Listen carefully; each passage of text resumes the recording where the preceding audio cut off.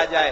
ऐसे हनुमान जी इतने बड़े नामनिष्ठ हैं कि नामोच्चारण करते ही सरकार कहीं भी हो प्रकट हो जाता है, उसी क्षण सामने आ जाता है।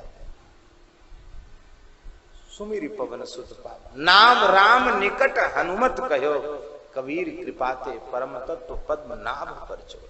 महाराज जहां नाम संकीर्तन हो रहा है वहां सब कुछ हो गया, कोई साधन बाकी नहीं। और आनंद रामायण, आनंद रामायण भी महर्षि वाल्मीकि कृत है, संस्कृत की है। उस आनंद रामायण को गोपाल दास जी आप देखिए कभी, तो आनंद रामायण में राम नाम की बड़ी महिमा है। और उस राम नाम की जो महिमा है उसमें जप की कीर्तन की महिमा से लेखन की महिमा को और अधिक कहा गया। कभी अवसर होगा तो आनंद रामायण ग्रंथ के माध्यम से हम सुनावें। उसमें लिखा हुआ है नाम लेखन, नाम जप और नाम कीर्तन से अधिक महत्व उसका है। कैसे? बोले उसमें वृत्ति की एकाग्रता ज्यादा है।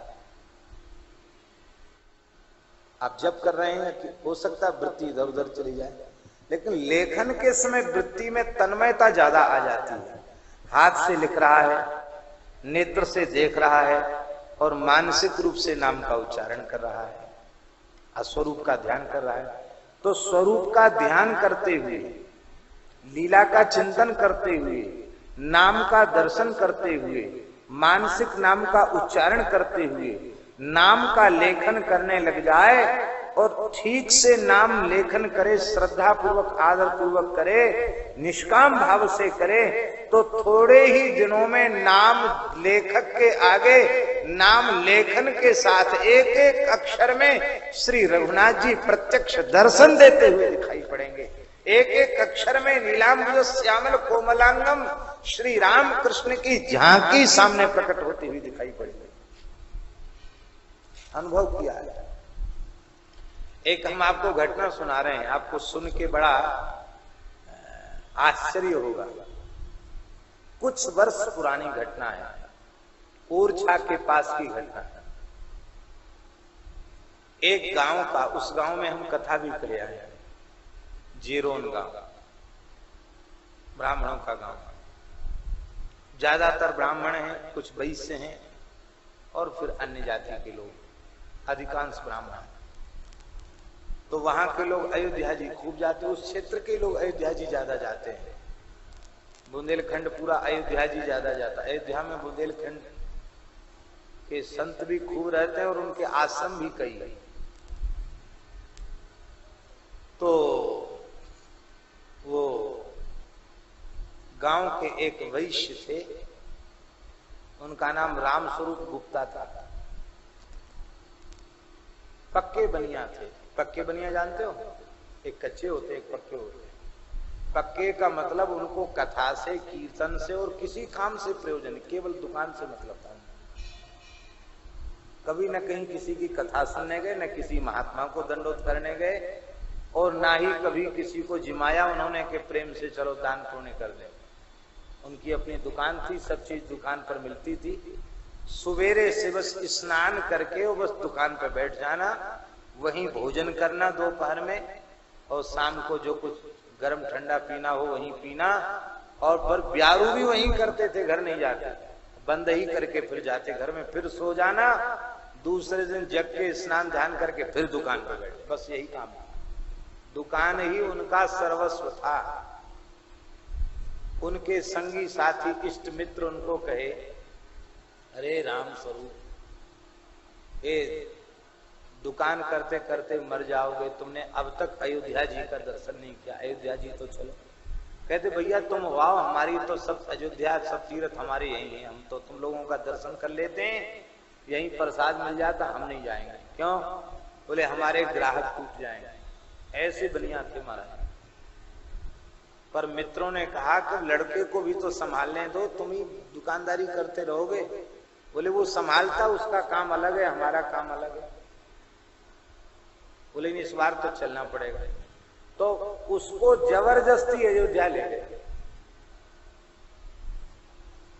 अब ये तो मुझे स्मरण में नहीं है कि किस स्थान में चेला बनवाया। वहां ले जा करके एक स्थान में ले गए और जबरदस्ती उसको कंठी दिलवा दी, नाम सुनवा दिया। और वो महात्मा बोले कि देखो तुम चेला बन गए, तुमको रोज माला जपनी पड़ेगी, मंत्र जपना पड़ेगा।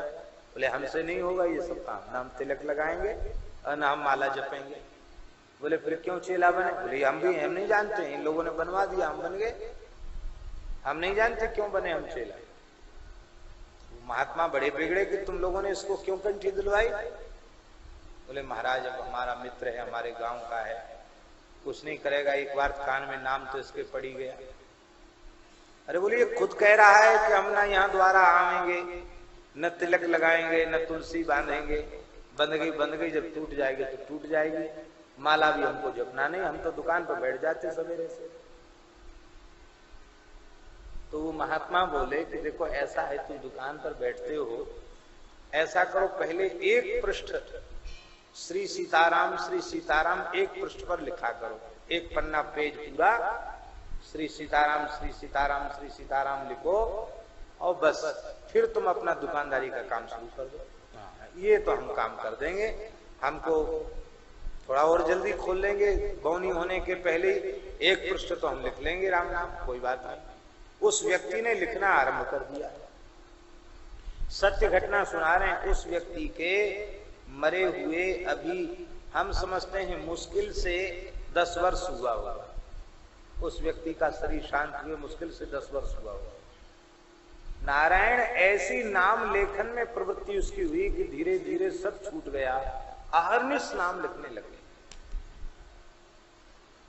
हम समझते करोड़ की संख्या से ऊपर भी नाम लिखा होगा उसने। इतना लिखा और इतना नाम लिखा कि आप सुनकर आप आश्चर्य करेंगे। क्या नाम है इनका भैया? रमेश जी जैसा सफेद कुर्ता पजामा पहरे बैठे हैं। एक बार कुर्ता पैजामा उनके पिताजी के कक्ष में टांग दिया उन्होंने, उनका कागज खत्म हो गया, उनको नींद आती नहीं थी, राम नाम खूब लिखते थे, तो लाल पेन से लेकर डॉट से लेकर पूरे कुर्ता पैजामा पर सीताराम लिख दिया। सवेरे लड़का ने झगड़ा किया, बोले पिताजी आपने हमारा इतना बढ़िया नया कुर्ता पजामा बनवाया था, वो सीताराम लिख के सब खराब कर दिया। हम कैसे उसको पहनेंगे, उसको तो नहीं पहने, लोग हमारी हंसी उड़ावेंगे। बोले तो तुमने कापी कागज का इंतजाम क्यों नहीं किया? हमारा तो अभ्यास है, हम बिना लिखे रह नहीं सकते। ऐसी प्रकृति उनकी हो गई थी और वे इतने अनुरागी हो गए थे कि हम आप सुनकर आश्चर्य करेंगे। राम नाम श्रवण करते उनके नेत्रों से अश्रुधार बहने लगे, व्याकुल हो जाते। वस्तुतः वे अयोध्या नहीं गए, लेकिन उन्होंने जो नाम लेखन का साधन किया उससे ऐसा हुआ कि निर्जला एकादशी तिथि गांव के पास में बहने वाली जामुनी नदी, वहां स्नान करके आए और स्नान करके आने के बाद खूब मलयागिरी चंदन के साथ भोले बाबा का पूजन किया और पूजन करने के बाद बड़े दर्पण सामने रखकर बैठ गए। खूब सुंदर तिलक लगाए, वैसे रोज नहीं लगाते लोग, थोड़ा चंदन लगा लेते थे। उस दिन गुरु महाराज वाला खूब सुंदर तिलक, 12 तिलक पधराए और यहाँ सीताराम, यहाँ छाती पर, पेट पर, भुजाओं पर, जहां तक लिख सकते थे सब जगह सीताराम अपने हाथ से लिखा। एक सामने एक दुकानदार था, ये जो कांसे का काम करते हैं ना, पीतल के बर्तनों का, उसको उस क्षेत्र में कसेरा कहते हैं। कांसे पीतल बर्तनों का, वो भी वैसे ही होते हैं पर धातु के बर्तनों का काम करते हैं। उस व्यक्ति को उन्होंने बुलाया और सामने वाली व्यक्ति था, उसको बुला करके कहा कि भैया देखो, हमने सब जगह तो सीताराम लिख लिया, पीठ पे लिखते नहीं बन सकता, तो ये चंदन बचाए हमारी पीठ पर भी लिख लो। तो पीठ पर सीताराम लिखवाया और केवल तौलिया लगाए हुए हाथ में माला झोली लेकर बोला, आज तो गुरुजी के मंत्र का जप कर ही ले। और मंत्र जप करते करते भगवत धाम चला।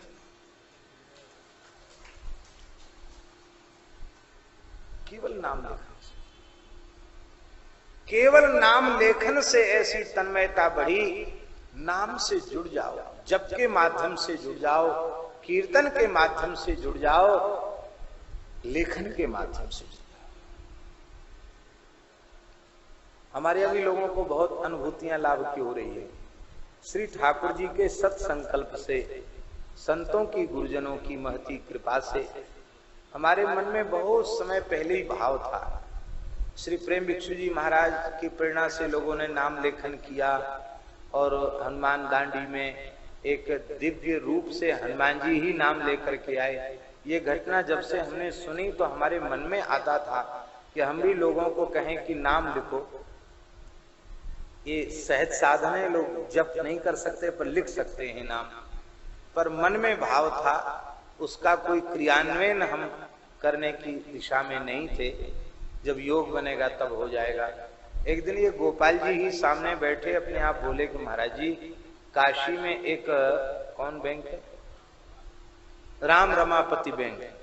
बोले वहां नाम का कर्ज मिलता है, नाम लेखन होता है और नाम लेखन बहुत लोग नाम लेखन करके लौकिक और आध्यात्मिक दोनों प्रकार का लाभ प्राप्त कर रहे हैं, क्यों ना ऐसा यहाँ स्थापित हो।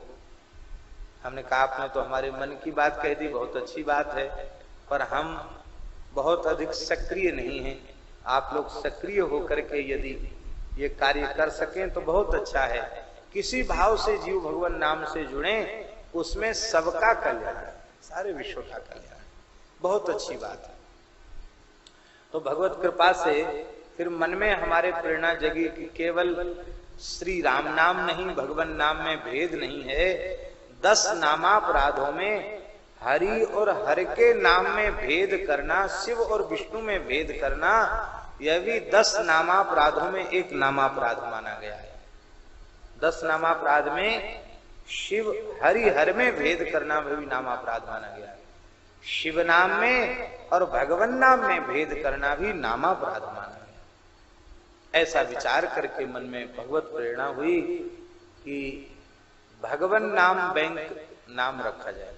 भगवान नाम बैंक, उसमें सीताराम लिखो, राधे श्याम लिखो, गौरी शंकर लिखो, चाहे जो भगवान का नाम लिखो, लिखने वाले की स्वतंत्रता है। श्री कृष्ण गोविंद लिखो, जो इच्छा हो सो लिखो, पर संख्या पूर्वक लिखो।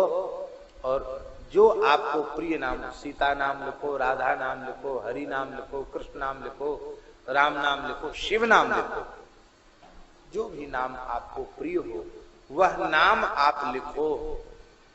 और वो कार्य भगवत कृपा से चल रहा है, पर अभी उसको बड़े रूप में प्रारंभ नहीं किया गया। श्री गोपाल दास जी की इच्छा हो रही थी कि पूज्य श्री प्रेम भिक्षु जी महाराज की प्राकट्य भूमि है ये, ऐसे नामनिष्ठ संकीर्तन सम्राट महापुरुष का आविर्भाव हुआ। वे इस युग में उनके भावावेश और उनके नाम निष्ठा को देखकर लगता था श्री चैतन्य महाप्रभु की ही झलक प्राप्त हो रही है।